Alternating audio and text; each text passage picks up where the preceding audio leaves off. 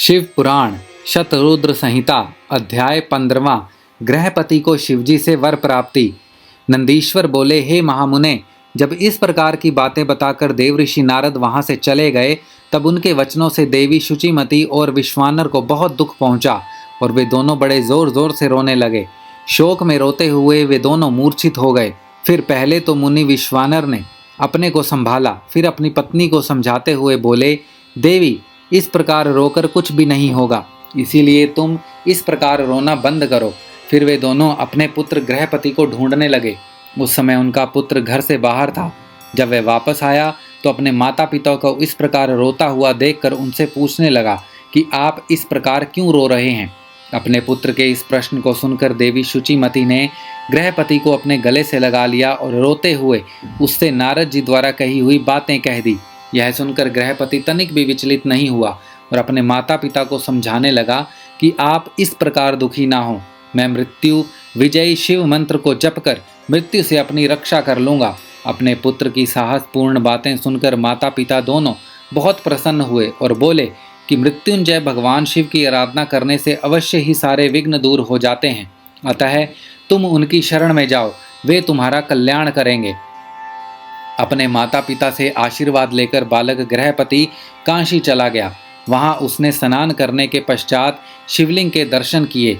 विश्वेश्वर लिंग के दर्शन करने के पश्चात उसे बहुत प्रसन्नता हुई और वह अपने को भाग्यशाली मानने लगा कि उसे प्रभु के दर्शन हो गए। तब उसने वहीं एक शिवलिंग स्थापित किया। वह प्रतिदिन उस लिंग को 108 घड़ों में गंगा जल भरकर स्नान कराता था और फिर विधि पूर्वक उनकी आराधना करता था। उसका मन सदा ही शिव के चरणों का स्मरण करता रहता था। धीरे धीरे समय बीतता गया। गृहपति ने 12वें वर्ष में प्रवेश किया। नारद जी की वाणी को सिद्ध करते हुए देवराज इंद्र गृहपति के सामने प्रकट हुए। इंद्र ने कहा कि बालक, मांगो, क्या मांगते हो। तब इंद्र की बात सुनकर गृहपति ने उन्हें नमस्कार किया और बोला, प्रभु, मैं आपसे नहीं भगवान शिव से वरदान मांगना चाहता हूँ। आप चले जाइए। मैं शिव जी के अलावा किसी अन्य से कुछ नहीं मांग सकता, क्योंकि शिव ही मेरे आराध्य हैं और मैं उन्हीं का भक्त हूँ। गृहपति के इन वचनों को सुनकर इंद्रदेव क्रोध से तमतमा उठे। उन्होंने अपना वज्र निकाल लिया। उनके हाथ में वज्र देखकर बालक को अपने पिता द्वारा बताई गई बात याद आ गई और वह डर से मूर्छित होकर गिर पड़ा। यह देखकर भक्त वत्सल भगवान शिव देवी पार्वती सहित तुरंत वहां प्रकट हो गए। जैसे ही उन्होंने गृहपति को छुआ, वह उठ खड़ा हुआ। अपने सामने साक्षात भगवान शिव और माता पार्वती को पाकर वह रोमांचित हो उठा। उनका रूप करोड़ों सूर्यों के समान प्रकाशित हो रहा था।